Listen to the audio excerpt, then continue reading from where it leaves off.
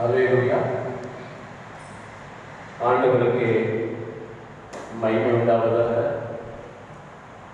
இந்த நாளில் நாம் வாக்குத்தத்தமாக தியானிப்பதற்கு தேவன் தந்திருக்கிற வசனம் சங்கீதம் 4:8 வசனம். ஒரு வாசிப்படி அன்போடு இருக்கிறேன்.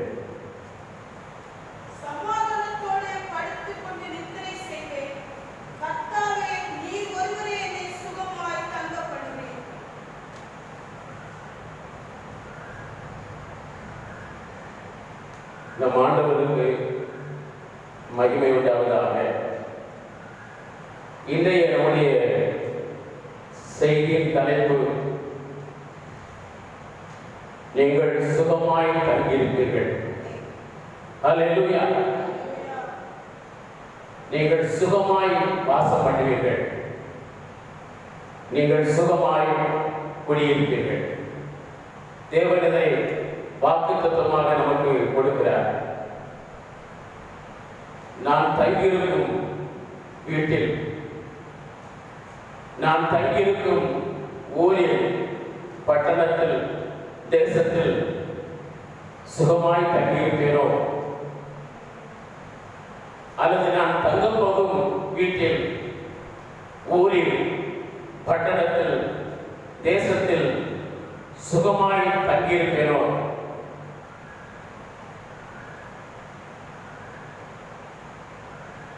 நாங்கள் அங்கே குடியிருப்பதற்காக, தங்குவதற்காக, வாசப்படுவதற்காக போகலாமா? நாங்கள் வாசப்படுகிற இதே இடத்தில் தொடர்ந்து வாசம் பண்ணலாமா என்கிற பற்பல எண்ணங்களால் நிரப்பப்பட்டு காணப்படுகிற அருமையான தேவ ஜனமே, அருமையான சகோதரே, சகோதரியே, தேவனுடைய வார்த்தை உனக்கு எதிராக வருகிறது. நீ சுகமாய் தங்கியிருப்பாய், நீ சுகமாய் குடியிருப்பாய், நீ சுகமாய் வாசம் பண்ணுவாய் என்று தேவன் உனக்கு வாக்குத்தத்தம் கொடுக்கிறார். நாம் தங்கியிருக்கிற இடம், நாம் வசிக்கிற இல்லம், நாம் தங்கியிருக்கிற ஊர், பட்டணம், தேசம் எதுவானாலும் தேவன் உங்களுக்கு கொடுக்கிற வாக்குத்தத்தம் என்ன? நீ சுகமாய் குடியிருப்பாய். நீங்கள் சுகமாய் குடியிருப்பீர்கள், நீங்கள் சுகமாய் தங்கியிருப்பீர்கள், நீங்கள் சுகமாய் வாசம் பண்ணுவீர்கள் என்கிற வாக்குத்தத்தங்களை தேவன் நமக்கு தருகிறார். இந்த 4ஆம் சங்கீதமும் தாவீதின் சங்கீதங்களில் ஒன்றாய் காணப்படுகிறது. சங்கீதம் மற்ற 150 சங்கீதம் உண்டு. இந்த 150 சங்கீதமும் தாவீதால் பாடப்பட்ட சங்கீதம் அல்ல. மோசேயின் சங்கீதம் உண்டு, சாலோமோனின் சங்கீதம் உண்டு, ராக தலைவனாகிய ஆசாரியின் சங்கீதம் உண்டு. ஆயினும் பெரும்பாலான சங்கீதங்கள் தாவீதின் சங்கீதங்களாகும். இந்த சங்கீதங்களில் ஸ்தோத்திர சங்கீதம் இருக்கிறது, போதக சங்கீதம் உண்டு, விண்ணப்ப சங்கீதம் உண்டு, ஓய்வு நாளில் பாட்டாகிய சங்கீதம் உண்டு, ஆரோகண சங்கீதம் உண்டு. பல்வேறு தலைப்புகளிலே இந்த சங்கீதங்கள் பாடப்பட்டிருக்கிறதை குறித்து நாம் பார்க்க முடியும். அன்பானவர்களே, இந்த 4ஆம் சங்கீதத்திலே தாவீது தன்னுடைய அனுபவத்தை கூறுகிற காரியம் என்னவென்றால், அவர் என்னை சுகமாய் தங்கப்படுகிறார் என்று ஒரு அறிக்கையை செய்கிறதை குறித்து பார்க்கிறோம். நீங்கள் 2 சாமுவேல் 8ஆம் அதிகாரம் 6-14 வசனங்களிலும், 1 சாமுவேல் 18ஆம் அதிகாரம் 1 நாளாகமம் 18ஆம் அதிகாரம் 6-13 வசனங்களிலும் வேற்று வாசிக்கிறோம். தாவீது போன இடத்திலெல்லாம், தாவீது தங்கியிருந்த இடத்திலெல்லாம், தாவீது குடியிருந்த இடத்திலெல்லாம், தாவீது வாசம் பண்ணின இடத்திலெல்லாம் கர்த்தர் அவனை காப்பாற்றினார் என்று சொல்லப்பட்டிருக்கிறது. கர்த்தர் அவனை காப்பாற்றினார். தாவீது எங்கெல்லாம் போனாரோ, தாவீது எங்கெல்லாம் அவர் வாசம் பண்ணினாரோ, தாவீது எங்கெல்லாம் தங்கி இருந்தாரோ, தாவீது எங்கெல்லாம் குடியிருந்தாரோ அங்கெல்லாம் சுகமாய் தங்கியிருப்பதற்கு, சுகமாய் குடியிருப்பதற்கு, சுகமாய் வாசப்படுவதற்கு கர்த்தர் தாவீதோடு கூட இருந்து அவனை காப்பாற்றினார் என்று சொல்லப்பட்டிருக்கிறது. அன்பார்ந்த நண்பர்களே, தாவீதோடு கூட இருந்த கர்த்தர் உங்களோடு கூட இருப்பார். தாவீதோடு கூட இருந்து அவன் போற இடத்திலெல்லாம் காப்பாற்றி, அவன் வாசப்படுகிற இடத்திலும் குடியிருக்கிற இடத்திலும் அவன் தங்கியிருக்கிற இடத்திலும் சுகமாய் குடியிருக்கப்படினவர், தங்கப்படினவர், வாசப்படினவர் உங்களையும் கர்த்தர் ஆசீர்வதிப்பார். அல்லேலூயா. நீங்கள் சுகமாய் குடியிருப்பீர்கள், நீங்கள் சுகமாய் தங்கியிருப்பீர்கள், நீங்கள் சுகமாய் வாசப்படுவீர்கள், நீங்கள் சுகமாய் எல்லா இடத்திலும் நீங்கள் வாழ்ந்து சுகித்திருப்பீர்கள். பார்க்கிறவர்களே, தாவீதுடன் கர்த்தர் இருந்தார் என்று சொல்லப்படுகிறது. பார்க்கிறோம், ஒவ்வொரு இடத்திலெல்லாம் கர்த்தர் அவனோடு கூட இருந்து அவனை காப்பாற்றினார். 1 சாமுவேல் 14:18 அதிகாரம் 14 வசனம் வாசிக்கிறோம். கர்த்தர் தாவீதோடு கூடவே இருந்தார். அல்லேலூயா. தாவீதுடன் கூடவே இருந்த அந்த ஆண்டவர், தாவீதுடன் கூடவே இருந்து அவன் போற இடத்திலெல்லாம் அவனை காப்பாற்றினவர், தங்கின இடத்திலெல்லாம் அவனை சுகமாய் குடியிருக்க தங்கப்படினவர், அவன் வாசப்படின இடத்திலெல்லாம் அவன் சுகமாய் வாசப்பட பண்ணினவர், அவன் குடியிருந்த இடத்திலெல்லாம் அவனை சுகமாய் குடியிருக்க பண்ணின அந்த ஆண்டவர் தாவீதோடு கூடவே இருந்தார், அவனை காப்பாற்றினார். அல்லேலூயா. அந்த ஆண்டவர் இன்றும் உயிரோடு இருக்கிறார். அவரை தான் நாம் சேவிக்கிறோம். அந்த தாவீதின் சேவித்த ஆண்டவரை தான் நாம நம்முடைய நல்ல வேட்பராக, இரட்சகராக, ஆண்டவராக, நம்முடைய தகப்பனாக, பரம தந்தையாக ஏற்றுக்கொண்டிருக்கிறோம். அவர் உங்களையும் ஆசீர்வதிப்பார். நீங்கள் போகிற இடத்திலெல்லாம் அவர்களை காப்பாற்றுவார், கூட இருப்பார். அவர் சுகமாய் தங்கியிருக்க பண்ணுவார், வாசப்பட பண்ணுவார். சுகமாய் அவர் குடியிருப்பதற்கு கர்த்தர் உங்களுக்கு உதவி செய்வார். தாவீதோடு கூட கர்த்தர் இருந்தார். தாவீதோடு கூட கர்த்தர் இருப்பதற்கு பலவிதமான காரியங்கள் உண்டு. அது வேதத்தில் பலவிதமான காரியங்களை சொல்லிக்கொண்டே போகலாம். அவைகளில் ஒரு சிலவற்றை நாம் தியானிக்கும் பொழுது முதலாவது பார்க்கிறோம். அப்போஸ்தலர் 13 அதிகாரம் 22 வசனத்தில் வாசிக்கிறோம். தாவீது கர்த்தரின் இருதயத்திற்கு ஏற்றவனாய் காணப்பட்டார் என்று சொல்லப்படுகிறது. தாவீதோடு கூட கர்த்தர் இருப்பதற்கு காரணம் என்ன? தாவீதோடு கூட கர்த்தர் இருந்து அவனை போற இடத்திலெல்லாம் அவனை காப்பாற்றுவதற்கு காரணம் என்ன? தாவீதோடு கூட இருந்து அவன் தங்கியிருக்கிற இடத்திலெல்லாம் அவனை சுகமாய் தங்கப்பட்ட காரணம் என்ன? அவன் வாசப்படின இடத்திலெல்லாம் அவன் சுகமாய் வாசப்பட அவனுக்கு கர்த்தர் அவனோடு கூட இருக்க காரணம் என்ன? குடியிருந்த இடத்திலெல்லாம் சுகமாய் குடியிருக்கப்படுவதற்கு காரணம் என்னவென்று சொன்னால், அவன் தேவனுடைய இருதயத்திற்கு ஏற்றவனாய் காணப்பட்டார். அல்லேலூயா. ஆதியாகமம் 25 அதிகாரம் 27-28 வசனங்கள் வாசிக்கிறோம். ஈசாக்குக்கு 2 குமாரர்கள் இருந்தார்கள். அவர்கள் இரட்டை சகோதரர்கள். மூத்தவன் ஏசா, இளையவன் யாக்கோபு என்று சொல்லப்படுகிறது. இது ஏசா வேட்டையில் வல்லவனும் மனச்சஞ்சாலியுமா இருந்தானா. யாக்கோபு குணசாலியும் கூடாரவாசியுமா இருந்தானா. இந்த இருவரிலும் ஈசாக்கின் இதயத்திற்கு ஏற்றவனாய் யார் காணப்பட்டார் என்றால் ஏசா காணப்பட்டார். 2 பேர் இருக்கிறார்கள். ஒரு தகப்பனுக்கு 2 பேர். அதுல தகப்பன் இருதயத்திற்கு ஏற்றவனாய் காணப்பட்டவன் யார்? ஏசா என்று சொல்லப்படுகிறது. ஏன் அப்படி காணப்பட்டார்? ஏன் அந்த ஏசா மட்டும் இந்த ஈசாக்கின் இதயத்திற்கு ஏற்றவனாய் காணப்பட்டார் என்று சொல்ல பார்க்கும்போது காரணம் சொல்லி இருக்கிறது. ஏசா வேட்டையாடி கொண்டு வருகிறதை ஈசாக்குடைய வாய்க்கு ருசியா இருந்ததுனாலே, ஏசா வேட்டையாடி கொண்டு வருகிறது ஈசாக்குடைய வாய்க்கு ருசியா இருந்ததுனால என்று சொல்லி பார்க்கிறோம்.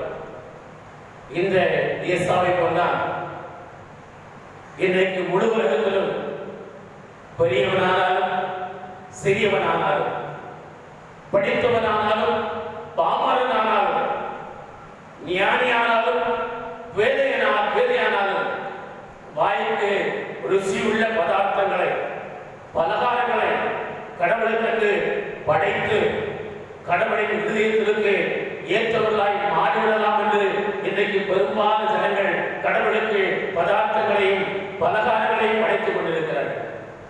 ஏற்க தெரியுமா? கடவுளுடைய இதயத்திற்கு ஏற்றவர்களாக நாம் மாற வேண்டும் என்று சொல்லி இது குறித்து நம்முடைய பரிசுத்த வேதம் என்ன சொல்கிறது? நானே தேவன், என்னை அன்றி வேறே தேவன் இல்லை என்று கூறுகிற இந்த சத்திய வேதம் நமக்கு என்ன சொல்கிறது? சங்கீதம் 50 சங்கீதம் 7-14 வசனங்களில் சொல்லப்பட்டிருக்கிறது. வல்லமையுள்ள தேவனாய் கர்த்தர் சூரியன் உதிக்கும் திசை தொடங்கி வல்லமையுள்ள தேவனாய் கர்த்தர் சொல்லுகிறார், சூரியன் உதிக்கும் திசை தொடங்கி அது அஸ்தமிக்கும் திசை வரைவில் இருக்கிற பூமியின் கடையாந்தரங்களை பூமியில ஜனங்களை கூப்பிட்டு பூமியின் கடையாந்தரத்தில் இருக்கிற ஜனங்களை கூப்பிட்டு வசனம் ஒன்றிலே சொல்லப்பட்டிருக்கிறது. வல்லமையுள்ள தேவனாய் கர்த்தர் வசனத்தை வாசியுங்கள். வசனித்து சூரியன் உதிக்கும் திசை தொடங்கி அது அஸ்தமிக்கும் திசை வரையுள்ள பூமியில் உள்ள ஜனங்களை கூப்பிட்டார், பூமியை கூப்பிட்டார் சொல்லி அந்த 7 வசனத்திலிருந்து 14 வசனம் வரையிலும் என் ஜனமே கேள். அப்படியானால் சூரியன் உதிக்கும் திசை தொடங்கி அது அஸ்தமிக்கிற இடம் வரையில் இருக்கிற அத்தனை மக்களும் நம்முடைய ஆண்டவருடைய பிள்ளைகள் தான். அல்லேலூயா. அந்த ஒரே தேவனுடைய பிள்ளைகள் தான். அவர் சொல்கிறார், என் ஜனமே என்று கூப்பிடுகிறார். அத்தனை பேரும் நம்முடைய ஜனங்கள் தான். என் ஜனமே கேள், நான் பேசுவேன். என் ஜனமே கேள், நான் பேசுகிறேன். நானே தேவன், உன் தேவன் நானே. அல்லேலூயா, அல்லேலூயா. நானே தேவன், உன் தேவன் நான் தான். உன் தகன பலிகள் எப்போது எனக்கு முன்பு இருக்கிறது, உன் பலிகளுக்குமாய் ஒருபோது நான் உன்னை கடிந்து கொள்ளேன். நீ எனக்கு செலுத்துகிற ஒவ்வொரு பலிகளையும் நான் அங்கீகரிக்கிறேன். அது எனக்கு முன்பாக இருக்கிறது. நான் ஒருபோதுமே கடிந்து கொள்வதில்லை. ஆயினும் நான் உனக்கு சொல்ல போகிற ஒரு காரியத்தை கவனி. நான் சொல்ல போகிற ஒரு காரியத்தை கவனி. உன் வீட்டில் இருக்கிற காளைகளையும் ஒரு தொழிலில் இருக்கிற ஆற்று கடாக்களையும் நான் வாங்கிக் கொள்வதில்லை. இப்படி சொல்ல கேட்கல. காளைகளை ஆற்று கடாக்களை நான் கேட்க மாட்டேன். சகல காட்டு ஜீவன்களும் பர்வதங்களில் ஆயிரமாய் தெரிகிற மிருகங்களும் என்னுடைய. சகல காட்டு ஜீவன்களும் என்னுடையது. பர்வதங்களில் ஆயிரமாய் தெரிகிற மிருகங்கள் எல்லாம் என்னுடையவை. மலையில் உள்ள பறவைகள் எல்லாம் என்னுடையவை. வெளியில் நடமாடுகிற எல்லாம் என்னுடையவைகள். அனைத்தும் என்னுடையது. அது எனக்கு சொந்தமானது. நான் படைத்தது, நான் சிற்றித்தது. ஆகவே படைத்த வசனத்தை வாசிக்கிறோம். நான் பசியா இருந்தால் என் பசியை எனக்கு தீர்த்து வை என்று உள்ளத்தில் ஒருபோதும் சொல்ல மாட்டேன். நான் பசியா இருந்தால் உள்ளத்திலே கேட்க மாட்டேன். எனக்கு பசிக்குது, ஆகவே இதில் ஒன்றை உள்ளத்தில் ஒருபோதும் கேட்க மாட்டேன். பூமியில் அது நிறைவும் என்னுடைய வேலை. இப்படி சொல்லிவிட்டாகவே நீ செய்ய வேண்டியது என்ன? சூரியன் உதிக்கும் திசை தொடங்கி அது அஸ்தமிக்கும் இடத்தில் வரை குடியிருக்கிற ஜனங்களே, நீங்கள் செய்ய வேண்டியது என்ன? இவர்கள் ஒன்றையும் நான் இடத்துல கேட்கல. நான் இடத்துல கேட்பதில்லை. நீ ஸ்தோத்திர பலிகளை செலுத்து. வேற ஒன்றுமே இல்லை. எந்த பலியிடத்துல கேட்கல. நீ எனக்கு செலுத்த வேண்டிய ஒரே பலியில ஸ்தோத்திர பலி செலுத்து. முதலில் தனியாக ஸ்தோத்திர பலி எனக்கு செலுத்து. மகிமை எனக்கு கொடு, கனத்தை எனக்கு கொடு, உன்னுடைய பணிவை எனக்கு கொடு, உன்னுடைய தொழிலை எனக்கு கொடு. அது மட்டும் எனக்கு போதும். எனக்கு ஸ்தோத்திர பலிகளை செலுத்தி என்னை கூப்பிடு, நான் உன்னை விடுவிப்பேன். என்னை கூப்பிடு, நான் உன்னை விடுவிப்பேன். வேற ஒன்று எனக்கு கொடுத்ததை திருப்திப்படுத்த முடியாது. என்னால் எல்லாம் உன்னுடையவர்கள். உனக்கு ஒன்றே நான் கேட்க மாட்டேன். நீ எனக்கு செலுத்த வேண்டிய ஒரே ஒரு எனக்கு ஸ்தோத்திர பலிகளை செலுத்து. நீ தேவனுக்கு ஸ்தோத்திர பலிகளை செலுத்து.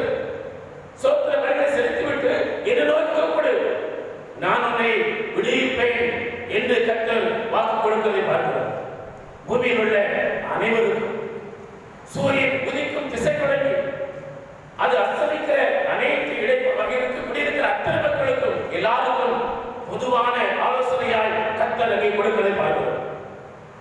இந்த செய்தி அண்டார்டிகாவில் வாழ்கிற ஜனங்களுக்கு பொருந்தும், வட அமெரிக்காவில் வாழ்கிற ஜனங்களுக்கு பொருந்தும், தென் அமெரிக்காவில் வாழ்கிற ஜனங்களுக்கு பொருந்தும், ஐரோப்பாவில் வாழ்கிற ஜனங்களுக்கு பொருந்தும், ஆஸ்திரேலியாவில் வாழ்கிற ஜனங்களுக்கு பொருந்தும், அண்டார்டிகாவில் வாழ்கிற ஆசியாவில் ஆஸ்திரேலியாவில் இருக்கிற ஜனங்களுக்கு பொருந்தும். எல்லா ஜனங்களுக்கும் அதான் சூரியன் உதிக்கும் திசை தொடங்கி அது அஸ்தமிக்கிற இடத்தில் இருக்கிற ஜனங்களை எல்லாரும் கேளுங்கள்.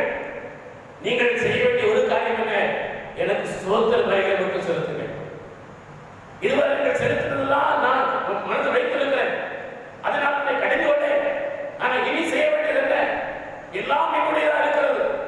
என் பசி ஆற்று, எனக்கு இதை படையவை, எனக்கு படிகாரங்களை கொடு, என் வாய்ப்பு ருசியானதை கொடு, எனக்கு கொடுப்பதற்கு ஆடையை கொடு, எனக்கு அதை கொடு, இதை கொடு. ஒருபோது இடத்துல கேட்கல. நான் கேட்பதெல்லாம் இருதயத்தை எனக்கு தான், உன் இருதயத்தை எனக்கு தான். நான் கேட்பதெல்லாம் இருதயத்தை எனக்கு கொடு, உன் இருதயத்திலிருந்து சோத்திர பலிகளை செலுத்து. அது மாத்திரம் அப்படி செலுத்தி என்னை கூப்பிட்டால் நான் உன்னை விடுவிப்பேன் என்று சொல்லப்படுகிறது. ஆனால் கடவுளை வாழ்கிற கரிமன பெரும்பாலான ஜனங்கள் கடவுளை இதயத்திற்கு ஏற்றவர்களாய் எப்படி காணப்படுகிறோம்? பதார்த்தங்களை, பணிகாரங்களை, பலகாரங்களை படைப்பதனால, அவருக்கு வாய்ப்பு ருசியானதை கொடுப்பதனால, அவர் விரும்புவதை கொடுப்பதனால அவருக்கு இதயத்திற்கு ஏற்றவர்களாய் மாறிவிடுவோம் என்று நினைக்கிறார்கள். ஆனால் அது ஒருபோதும் ஆண்டவரால் அங்கீகரிக்கப்படவில்லை. ஆண்டவர் சொல்கிறார், அது ஒன்று நான் இடத்தில் எதிர்பார்க்கல. பூமி கடையாந்திரத்தில் சூரியன் அஸ்தமிக்கிற உதிக்கிற இடத்துல அஸ்தமிக்கிற விளைவிக்கிற பூமி கடையாந்திரப்பட்டு இருக்கிற ஜனங்களை கேளுங்க. நீங்கள் செய்ய வேண்டிய ஒரு காரியம், எனக்கு சோத்திரங்களை செலுத்துப்பா.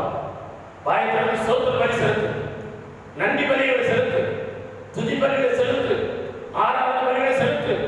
என்னை மையப்படுத்து, நீ என்னை கனம் பண்ணு, என்னை தொழுதுகள், எனக்கு ஆராதனை செய். ஒண்ணு வேண்டாம், எனக்கு ஆராதனை செய். நீ என்னை ஆராதி, என்னை ஆராய்த்து விட்டு என்ன நோக்கி கூப்பிடுவாய் என்றால் நான் உன்னை விடுவிப்பேன். அல்லேலூயா.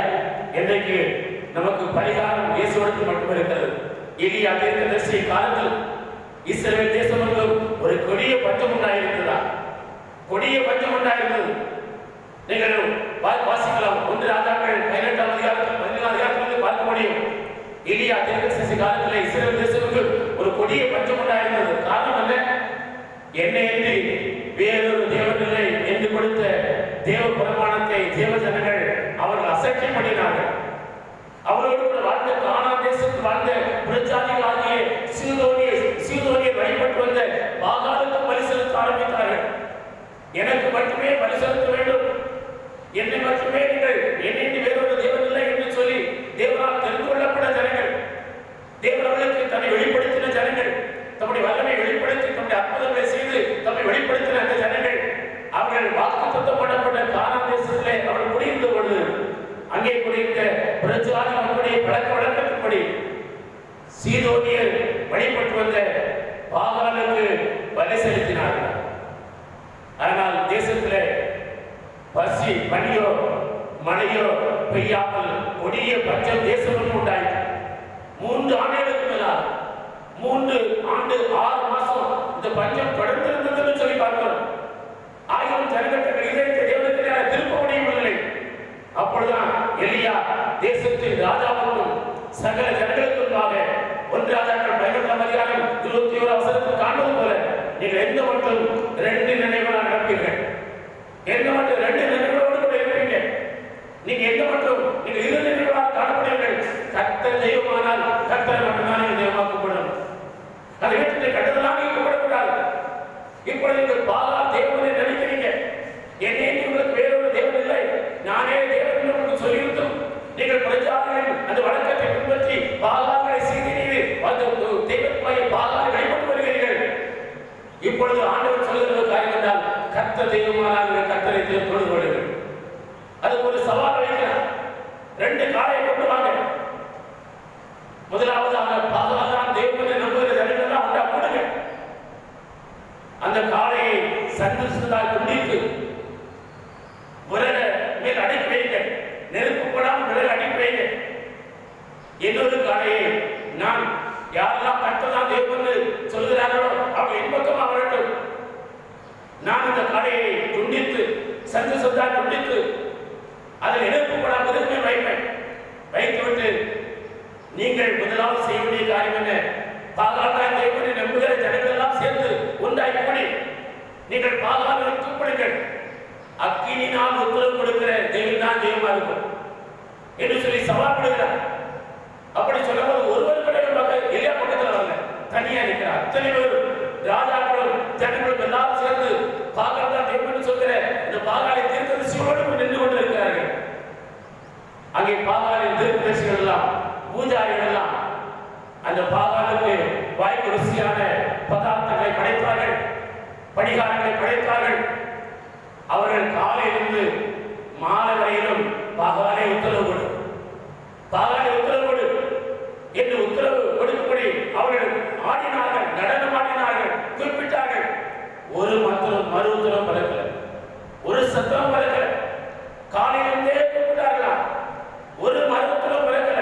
அது மாத்திரம் வழக்கத்துப்படி தங்கள் உடலெல்லாம் கீறிக்கொண்டு ரத்தம் மடியும்படியாய் சத்தமிட்டு கூப்பிட்டார்கள்.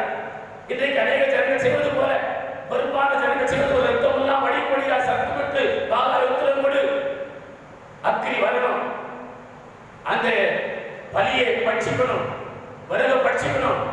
ஒண்ணுமே நடக்கல.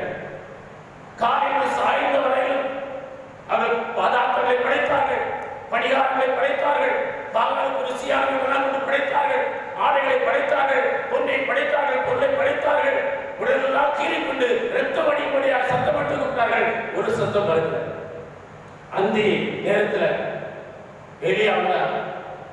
ஜனங்களை பார்த்து சொன்னா, போதும், நேரம் முடிய போகிறது, இப்பொழுது கர்த்தர் தெய்வமானால் அவரை நிரூபிக்கட்டும் என்று சொல்லி அதே போல சண்டு சொந்தா வெட்டி விறகு மேல் வைக்கப்பட்டிருந்த நெருப்புப்பட வைத்திருந்த அந்த பலிக்கு முன்பாக இருந்து கொண்டு நீர் கர்த்தர் என்று அறிந்து கொண்டு படிப்பு, ஜனங்கள் எல்லாம் நீரே தெய்வம் என்று அறிந்து கொண்டு படிப்பு, கர்த்தாவே நீதான் தெய்வம் என்று அறிந்து கொண்டு படிப்பு, என்னை கேட்கலும் என்று சொல்லி ஒரு 5 நிமிடம் தான் அவர் பிரார்த்தனை செய்திருப்பான். வானத்தில் அக்கினி இறங்கி வந்தது, அந்த தகவல் வழிகளை பட்சித்தது, விறகை பட்சித்தது, அந்த பாறையை பட்சித்தது, தண்ணீர் எல்லாம் அணைக்கப்பட்டது என்று சொல்லி பார்க்கிறோம். ஜனங்கள் எல்லாம் என்ன செய்தார்களாம், கர்த்தரே தெய்வம், கர்த்தரே தெய்வம் என்று சொல்லி அங்கே ஒருமனமாக கர்த்தர் நோக்கப்பட்டார்கள். பாருங்கள், அப்படி கர்த்தருக்கு பக்கமாய் திரும்பின பொழுது, ஜனங்கள் எல்லாம் கர்த்தர் பக்கமாய் திரும்பின பொழுது, ஜன இதயம் எல்லாம் கர்த்தர் பக்கமாய் திரும்பின பொழுது, ராஜா இதயம் எல்லாம் கர்த்தர் பக்கமாய் திரும்பின பொழுது, அந்த பாகாலை கைவிட்டு அகற்றின பொழுது நடந்த காரியம் என்ன? அன்றைக்கு தேசத்திலே பஞ்ச நீங்கும்படியாக பெருமழை பொழிந்தது. அல்லேலூயா. 1 ராஜாக்கள் 18ஆம் அதிகாரம் 45 வசனத்தை வாசியுங்கள். அன்றைக்கு என்றைக்கு ஜனங்கள் ராஜா தேசத்தின் குடிகளெல்லாம் தன்னுடைய வழக்குகளை விட்டுவிட்டு கர்த்தரே தேவன், கர்த்தரே தேவன் என்று சொல்லி இருதயத்தை தேவனுக்கு ஒப்பு கொடுத்தார்களோ, கர்த்தர் இதயத்திற்கு ஏற்றவர்களாய் தங்களை மாற்றிக் கொண்டார்களோ, அன்றைக்கே ஒரு அற்புதம் நடந்தது. வாசியுங்கள். வானம் மேகங்களினாலும் பெருமழை உண்டாயிற்று என்று பார்க்கிறோம். 3 ஆண்டு 6 மாசம் பஞ்சம் நீங்கவே இல்லை. ஏனென்றால் ஜனங்கள், ராஜாக்கள், ஜனங்கள் இருதயம் கர்த்தருக்கு ஏற்றதாய் காணப்படவில்லை. என்றைக்கு அவர்கள் இருதயம் கர்த்தருக்கு ஏற்றதாய் மாறினதோ அன்றைக்கு அங்கே பஞ்சம் நீங்கும்படியாய் 3 ஆண்டுகள் 6 மாதங்கள் கொடிய பஞ்சம் நீங்கும்படியாய் தேவன் அற்புதங்களை கர்த்தர் செய்தார். அல்லேலூயா. அன்பார்ந்த பிள்ளைகளே, கொரோனா என்ற கொடிய வாதை உடனடியாய் பூமியிலிருந்து அகன்று போவதற்கு ஒரே ஒரு பரிகாரம் தான் உண்டு. ஒரே ஒரு பரிகாரம் தான் உண்டு. அந்த பரிகாரம் என்ன? நான் பசியா இருந்தால் உன்னிடத்திலே கேளேன், என் வாய்க்கு ருசியானதை கொடுத்து இதயத்திற்கு ஏற்றவராய் மாற முடியாது. நீ என்னை ஆராதனை செய்யும் போது, எனக்கு ஆராதனை செய்யும் போது நான் சத்தத்தை கேட்பட்டு ஒரு விழிப்பேன் என்று சொன்ன இந்த வேதம் சொல்கிற இந்த ஆண்டவர் இயேசு சொல்லி என்றைக்கு ஜனங்கள் ஏற்றுக்கொள்கிறார்களோ அன்றைக்கு இந்த கொரோனாவுக்கு முடிவுண்டு. அல்லேலூயா. உடனே முடிவுண்டு. அன்பார்ந்த பிள்ளைகளே, தேவன் ஜீவன் இருக்கிறார். அவருக்கு ஸ்தோத்திர பலிகளை செலுத்த வேண்டும். நீங்கள் சுகமாய் தங்கியிருக்க வேண்டுமா? கர்த்தர் சொல்கிறார், நீ சுகமாய் தங்கியிருப்பாய், நீ சுகமாய் குடியிருப்பாய், நீ சுகமாய் வாசம் பண்ணுவாய், நீ போகிற இடத்திலெல்லாம் கர்த்தர் உன்னோடு கூட இருப்பார், உன்னை காப்பாற்றுவார். சுகமாய் குடியிருப்பதற்கு, சுகமாய் வாசம் பண்ணுவதற்கு, சுகமாய் தங்கியிருப்பதற்கு கர்த்தர் உனக்கு வாக்கு கொடுக்கிறார். அதற்கு செய்ய வேண்டிய ஒரு காரியம் என்று சொன்னார், நாம் தேவனுக்கு ஸ்தோத்திர பலிகளை செலுத்திக் கொண்டே இருக்க வேண்டும். அல்லேலூயா. தேவனுக்கு கொடுக்கிற ஆராதனை ஒருபோதும் விட்டு விடக்கூடாது. அல்லேலூயா. ஆண்டவருக்கு கொடுக்கிற ஆராதனை உறுதியா இருக்கணும். ஆண்டவருக்கு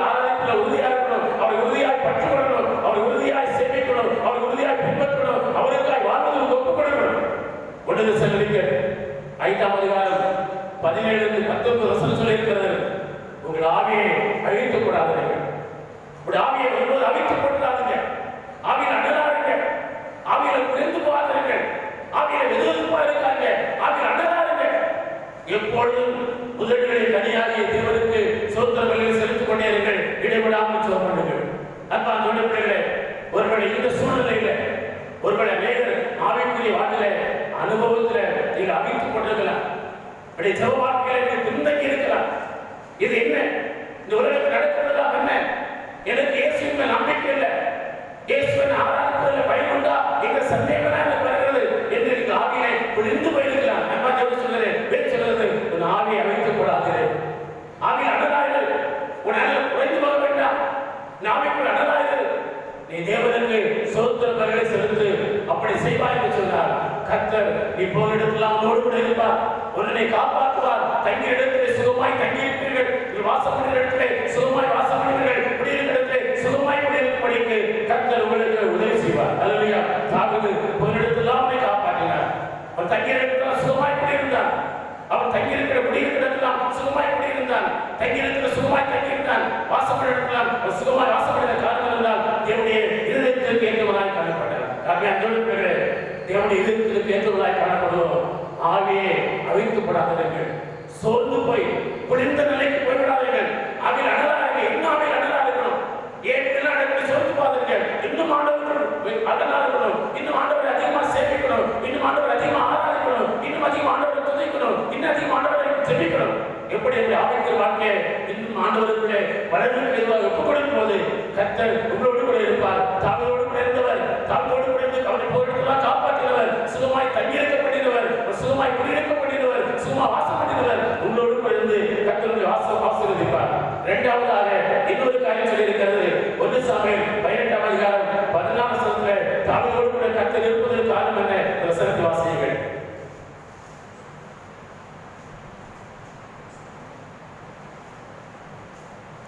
1 சாமுவேல் 18ஆம் அதிகாரம் 14ஆம் வசனம். தாவீது 14. தாவீது தன் செய்கையில் எல்லாம் புத்திமானாய் நடந்தான். பாருங்கள், தாவீதுடைய செய்கை புத்திமானாய் இருந்தார். அவருடைய செயல்கள் தேவன் அவனோடு இருப்பதற்கு காரணமாக இருந்தது. அவருடைய செயல்கள் யாக்கோபு 2ஆம் அதிகாரம் 20ஆம் வசனம் சொல்லி இருக்கிறது, மனுஷனே கிரியை இல்லாத விசுவாசம், கிரியை இல்லாத ரட்சிப்பு, கிரியை இல்லாத ஊழியம், கிரியை இல்லாத அபிஷேகம் செத்ததென்று நீ அறியாதோ, செத்ததென்று அறியாதோ, அது வீடென்று நீ அறியாதோ, அது விருதாய் நீ அறியாதோ என்று சொல்லப்படுகிறது. ரட்சிக்கப்பட்டவர்களாக இருக்கலாம், அபிஷேகம் பண்ணப்பட்டிருக்கலாம், நாம் தேவனுடைய பிள்ளைகளாக இருக்கலாம். ஆனாலும் நம்முடைய வாழ்க்கையில நாம் விசுவாசி என்பதற்கு அடையாளமாக, ரட்சிக்கப்பட்ட என்பதற்கு அடையாளமாக, அபிஷேகம் பண்ணப்பட்ட என்பதற்கு அடையாளமாக விசுவாசத்தை மட்டுமல்ல செயலில் அதை காட்ட வேண்டும். அல்லேலூயா. அவன் செயலில காட்டினான். அவன் செயலில புத்திமானா இருந்தான். நம்முடைய கிரியைகளிலே, நம்முடைய செயல்களிலே நான் ஒரு விசுவாசி, நான் ரட்சிக்கப்பட்டவன், அபிஷேகம் பண்ணப்பட்டவரை செயலிலே காட்ட வேண்டும். அல்லேலூயா. தாவீது செயலில காட்டினான். மத்திய 28ஆம் அதிகாரம் 19ஆம் வசனத்தில் ஆண்டவர் சொல்கிறார், இயேசு கடைசி வரை தம்மை பின்பற்றினவர்களை பார்த்து, நீங்கள் புறப்பட்டு போங்க, சகல ஜாதிகளை சீசராக்குங்கள் என்ற பிரதான கட்டளை கொடுத்தார். அது அர்த்தம் என்ன? பொருள் என்ன? நீ என்னை பின்பற்றுவதற்காக காரணம், உன்னை ரட்சிப்பதற்கு காரணம், நீ சீசனா இருப்பதற்கு காரணம், நீ போய் மற்றவர்களுக்கு சுவிசேஷம் சொல்லு, ஒரு செயலை வெளிப்படுத்து, நீ மற்றவர்களுக்கு சொல்லி ஆத்ம ஆதாயம் பண்ணு, மற்றவர்களை சீசன் ஆக்கு. நீ விசுவாசம் இருந்தது போதும். விசுவாசியாவே காலத்தை ஓட்டாத, நீ பார்வையாளனாகவே இருக்காத, ஒரு பங்காளனாய் மாறு. பார்வையாளனாகவே இருந்து பார்த்து ஓட்டாத. அவரை பின்பற்றினவர்கள் அவர் சொன்ன காரியங்கள் புறப்பட்டு போங்க. நீங்க புறப்பட்டு போய் சகல ஜனங்களுக்கு சர்ச்சையிலே சொல்லுங்க, நான் ரட்சிக்கப்பட்ட காரணம் என்ன, நான் ஏன் ரட்சிக்கப்பட்டிருக்கேன், இந்த ரட்சிப்பினால் எனக்கு என்ன நன்மை, இயேசுவை ஏற்றுக்கொண்டது நன்மை என்ன, இயேசுடைய தேவமாக இருப்பதற்கு நன்மை என்ன, நான் இயேசுவை ஏற்றுக்கொண்டேன் என்பதை குறித்து சொல்லு. அவளுக்கு அறிவி. அது மூலமாய் அவர்களை உன்னை ரட்சிப்புக்குள் கொண்டு வா என்று சொல்லி கர்த்தருக்கு வாக்கு கொடுத்திருக்கிறதை பார்க்கிறோம். அன்பார்ந்த பிள்ளைகளே, இந்த செய்தி யார் கொடுக்கப்படுது? அநேகர் நினைக்கிறாங்க அப்போஸ்தலருக்கு மட்டுமென்று. 1 கொரிந்தியர் 15:6 சொல்லி இருக்கிறது.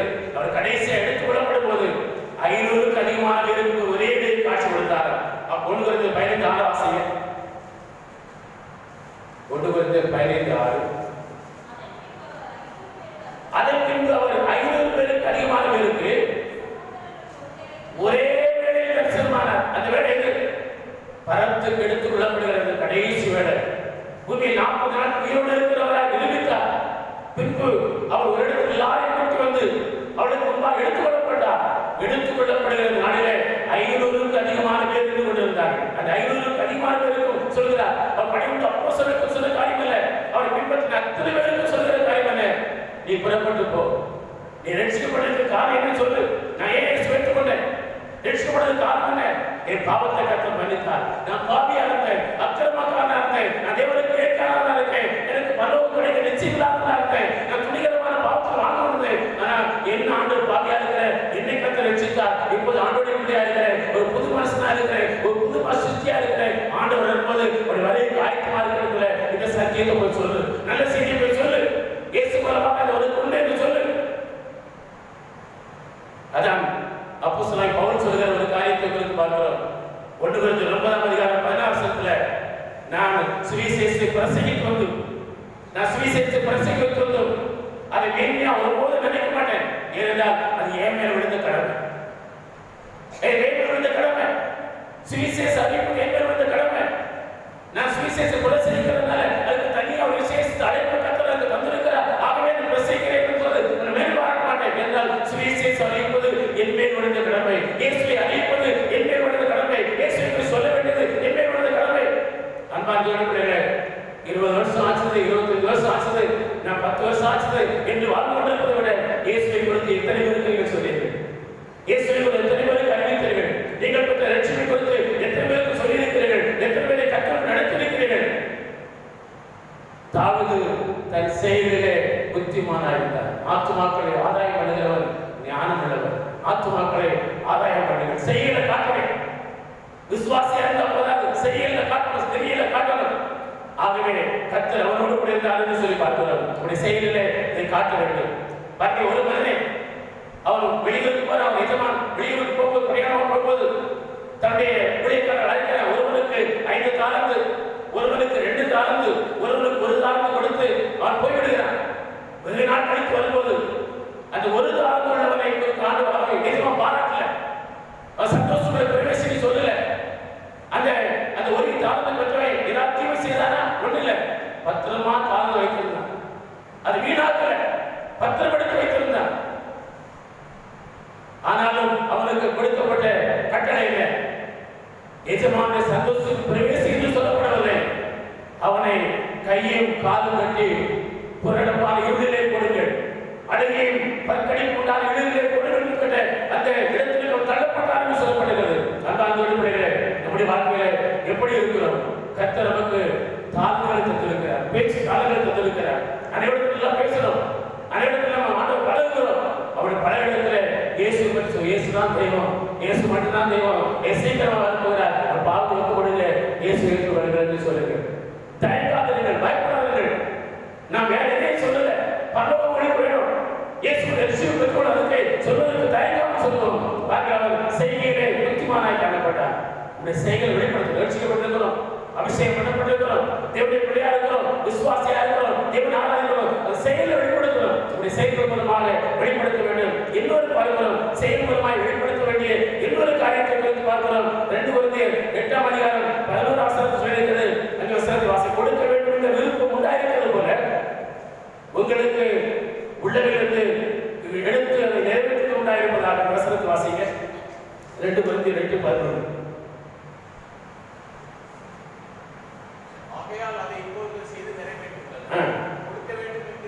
கொடுக்க வேண்டும் என்கிற விருப்பம் உண்டாயிருக்கிறது போல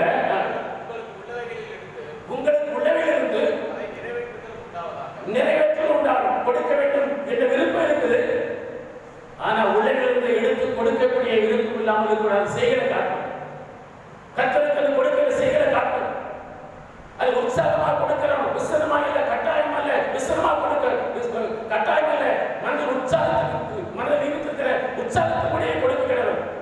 இந்த வாரம் ஒரு யூடியூப்ல ஒரு செய்தியை கேட்ட ஒரு பெரிய தேவமனுஷன், அவருடைய அழைப்பு, அவருடைய தரிசனம், அவருடைய தாழ்ந்து, அவருடைய கிருபை, அவருடைய ஊழியம், அவருடைய பிரசங்க தாழ்ந்து, அவருடைய வரங்கள், இதை ஒப்பிட்டு பார்த்தா அவருக்கு 1% கூட நான் ஈடாக முடியாது. பெரிய தேவமனுஷன். இந்த நல்ல உலகத்தில் இருக்கிற எல்லா ஊழியக்காரர்களும் என் மனதில் உயர்ந்து இருக்கிற அவர் தான். ஆனால் அவர் பிரசங்கம் பண்ண ஒரு காரியம்னா ஒரு காரியத்தை சொன்னார். ஐயா, இயேசுவின் காலம் வரையிலும் தசமா கொடுக்க வேண்டும் என்ற அந்த வேதம் சொல்லப்படுகிறது. ஆனால் இயேசுவின் காலத்துக்கு பாடு எங்கேயாவது தசவாகம் என்ற வார்த்தை இருக்கிறதா? இல்லை, யாராவது காட்ட முடியுமா? எனக்கு காட்ட முடியாது. அப்படியானால் புதிய ஏற்பாட்டில் எப்படி கொடுக்க வேண்டும்? மனதில் நியமிக்கிறதை இருந்து உற்சாகமாய் கொடுக்கலாம். அதுதான் சொல்லப்படுகிறது. ஆகவே தசவாகம் கொடுப்பதற்கும் எனக்கு உடன்பாடு என்று போயிருக்கார். நான் அவரை மதிக்கிறேன். என்னுடைய உள்ளத்தில் எல்லா ஊழியக்காரர்களும் உயர்ந்த இடத்துல இருக்கிறார். ஆனால் ஒன்றை சொல்லிக் கொள்கிறேன், ஒரு பானைக்கு ஒரு பானை சொத்துக்கு ஒரு அரிசி பருப்பு. நான் கேட்கிறேன், அவரை மதிக்கிற ஒரு முறை சொல்லவில்லை. ஆனால் வேதத்தை எப்படி பொதிக்கலாம் என்று நினைக்கக்கூடாது. அவருக்கு சொல்றேன், அவரை ஒப்பிட்டு பார்த்தால் ஒரு நூலளவு கூட நான் சாமானம் அல்ல. அவருடைய வாழ்க்கைக்கு முடிவுகளுக்கும் அவருடைய பிரதானத்திற்கும் வீடு கிடையவே கிடையாது. என்ன ஒப்பிட முடியாது. அதை எப்பவுமே சொல்லி தாழ்மையாக சொல்லிக் கொள்கிறேன். அப்படி என்றால் நான் கேட்கிற கேள்வி, இயேசுவின் காலத்துக்கு பாடு புதிய ஏற்பாட்டில் எங்கேயாவது பிதா குமாரன் பரிசுத்த ஆவியின் நாமத்தில் பேரில் ஞானஸ்நானம் கொடுத்தார் எங்கேயா சொல்லப்படுகிறதா? எங்கேயா காண்பிக்க முடியுமா? அப்படி காண்பிக்கப்படாவிட்டால் இயேசுவின் பேரில் ஞானஸ்நானம் கொடுக்கப்பட்டிருக்கிற சத்தியத்தை அவர் ஒத்துக்கொள்வாரா? ஒருபோது ஒத்துக்கொள்ள மாட்டார். இயேசுவினார் பிதா குமாரன் பரிசுத்த ஆவியின் பேரில் ஞானஸ்நானம் கொடுங்கள் என்று சொல்லி அந்த பழைய இயேசுவின் காலத்துக்கு பாடு வேதத்தில் எங்கேயும் பார்க்க முடியாது. எங்கேயாவது இடத்துல காட்ட முடியுமா? யாருமே காட்ட முடியாது. பிதா குமாரன் பரிசுத்த ஆவியின் நாமத்திலே ஞானஸ்நானம் கொடுத்தால் ஒரு இடத்துல காட்ட முடியாது. எல்லா இடத்திலும் இயேசுவின் பெயரில் ஞானஸ்நானம் கொடுத்தார்கள், இயேசுவின் நாமத்தில் ஞானஸ்நானம் கொடுத்தார்கள் என்று சொல்லப்படுவதனால தந்தை இயேசு எனக்கும் பிதா குமாரன் பரிசுத்த ஆவியின் நாமத்தில் ஞானஸ்நானம் கொடுப்பதற்கும் உடன்பாடு என்று சொல்வாரா? சொல்ல மாட்டேங்கிறார். சத்தியம் அறிந்த தேவன், சத்தியத்தை தெளிவாய் பிரசங்கிக்கிற தேவன். இப்படி எத்தனையோ காரியங்கள் சொல்லலாம். பழைய இயேசுவின் காலத்துக்கு பாடு சொல்லப்படாமல் இருக்கிற எத்தனையோ சத்தியங்கள் புதிய ஏற்பாட்டில் சொல்லப்படவில்லை. ஆகவே அதுக்கும் எனக்கு உடன்பாடு என்று ஒருபோது சொல்ல முடியாது. ஆகவே தசவாரத்தை கொடுப்பதை குறித்து வேதம் சொல்கிறது, ராயனுக்குரியதை ராயனுக்கு கொடுங்கள், தேவனுக்குரியதை தேவனுக்கு வந்து கொடுங்கள். அல்லையா? ராயனுக்குரியதை ராயனுக்கு கொடு, தேவனுக்குரிய தேவனுக்கு கொடு. அது ஆண்டவர் சொல்லியிருக்கிறார். ஆகவே புதிய ஏற்பாட்டிலே தசவாரம் கொடுக்கப்பட வேண்டும் என்று சொல்லப்படவில்லை. இயேசுவின் காலத்துக்கு தசவா கொடுக்க என்று சொல்லப்படவே இல்லை. ஆகவே அதற்கு எனக்கு உடன்பாடு என்று ஒதுக்கிவிட முடியாது. எப்படி பிதா குமாரன் பரிசுத்த ஆவியின் நாமத்திலே ஞானஸ்நானம் கொடுங்கள் என்று இயேசுவின் காலத்துக்கு புதிய ஏற்பாட்டிலே ஒரு இடத்தில் கூட சொல்லப்படவில்லையோ, அதனால் அதற்கு எனக்கு உடன்பாடுகளை ஒதுக்கிவிட முடியாதோ, அதே போல வேதத்தில் அநேக சத்தியங்களை ஒதுக்கிவிட முடியாது. அதை கைவிட வேண்டும், அதை கடைபிடிக்க வேண்டும். மற்ற 23 அதிகாரம் 23 வசனத்தை வாசியுங்கள். மற்ற 23 அதிகாரம் 23 வசனத்தை வாசியுங்கள். வாசியுங்கள் வசனத்தை.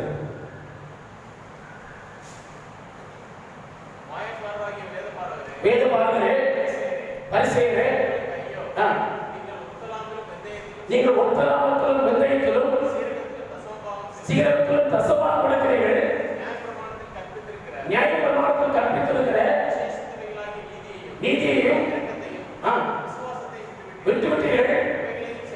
இவைகளையும் செய்ய வேண்டும், அவைகளையும் விடாது. இயேசு எப்படி பிதா குமாரன் பரிசுத்த ஆவியின் நாமத்திலே ஞானஸ்நானம் கொடுக்க வேண்டும் சொல்லியிருக்கிறாரோ அதுபோல் சொல்லியிருக்கிறார். தசவாரத்தை கொடுக்கணும், அதுபோல் நீதியும் விசுவாசத்தை அன்பை விட்டுவிட்டார். இவைகளை செய்ய அவைகளை செய்ய. இதுக்கு மேல என்ன வேணும்? புதிய ஏற்பாட்டிலே எனக்கு உடன்பாடு சொல்லிக் கொடுக்க முடியுமா? ஆகவே செய்கையை காட்டணும், கொடுக்க வேண்டும் என்ற விருப்பம் உண்டாயிருக்கிற போல எடுத்து உடனெடுத்து கொடுக்கிற அந்த மனதை கற்றவர்களுக்கு தருவாரா? அல்லையா? அப்படி நாம் அந்த செய்கையிலே ஒவ்வொரு காரியங்களும் செய்கையிலே நாம் வெளிப்படுத்துவோம் என்று சொன்னார். தேவனுக்கு கொடுத்த வாக்குத்தத்தங்களை நிறைவேற்றுவார். அல்லையா? அவர் சொல்லியிருக்கிறார், நீ சுகமாய் தங்கியிருப்பார், நீ சுகமாய் குடியிருப்பார், நீ சுகமாய் வாசம் பண்ணுவார், நீ சுகமாய் வாழ்ந்திருப்பாய் என்று கர்த்தர் வாக்குப்படுகிறார். இடத்திலெல்லாம் உங்களை காப்பாற்றப்படி கர்த்தர் உங்களோடு கூட இருப்பார். கர்த்தர் தாவியோடு கூட இருக்கார் என்றால் இதயத்திற்கு ஏற்றவனாய் காணப்பட்டான், செய்கையிலே புத்திமானாய் காணப்பட்டான். நாமும் ஆண்டவர் இதயத்திற்கு ஏற்றவனாய் காணப்படுவோம். அவரை நாம் ஆவியில் நம்முடைய ஆவியை அழைக்கப்படாது இருப்போம். தொடர்ந்து சோதர பலிகளை செலுத்தி ஆராதனை செலுத்தி தேவனுக்குள்ளே வளருவோம். இரண்டாவது செய்கையிலே நாம் ரட்சிக்கப்பட்டுக் கொள்வதை ஒவ்வொரு செய்கையில் வெளிப்படுத்தி காண்பிப்போம். அப்படி செய்யும் போது தாவியோடு கூட இருந்து போன இடத்தெல்லாம் நம்மை காப்பாற்றினவர், தங்கியிருக்க இடத்தெல்லாம் சுகமாய் தங்கியிருக்கப்பட்டினவர், வாசம் பண்ண இடத்தெல்லாம் சுகமாக வாசம் பண்ணினவர், வாசம் பண்ண செய்தவர், குடியிருக்க இடத்தெல்லாம் சுகமாய் குடியிருக்கப்பட்டது. அந்த ஆண்டவர் உங்களோடு என்னோடு இருந்து நம்மை அப்படியே கருத்தில் நடத்துவார். சுகமாய் குடியிருப்பீர்கள், சுகமாய் தங்கியிருப்பீர்கள், நீங்கள் சுகமாய் வாசம் பண்ணுவீர்கள். கர்த்தர் வாக்குத்தத்தமாய் கொடுக்கிறார். கர்த்தருடைய வார்த்தையை நிறைவேற்றுங்கள். இதயத்திற்கு ஏற்றவர்களாய் நீங்கள் காணப்படுங்கள். தேவனுக்கு புரியுதை தேவனுக்கு கொடுங்கள். நீங்கள் செய்கிறீர்களே புத்திமானாய் கண்கள் ரட்சிக்கப்பட்டது மட்டும் போதாது, அதை வெளிப்படுத்துங்கள். ரட்சிக்கப்பட்டதை சத்தியத்தை ஆண்டவருக்கு நிறைய சொல்லி ஆத்மாக்கள் ஆதாயம் பண்ணுங்கள். கர்த்தருடைய எல்லா செயல்களுக்கும் கீழ்ப்படியுங்கள். கர்த்தர் ஆசீர்வதிப்பார். அவர்கள் சுகமாய் தங்கியிருக்கப்படுவார், சுகமாய் குடியிருக்கப்படுவார், அவர் சுகமாய் வாசம் பண்ண செய்வார். அவர்களை காப்பாற்றுவார். அவர்களுக்கு வேண்டிய எல்லா நன்மைகளையும் கற்றுத் தருவார். எல்லாம் சேர்ந்து நீரை தாங்குவதால் இந்த பாலை சேர்ந்து பார்க்கிறோம்.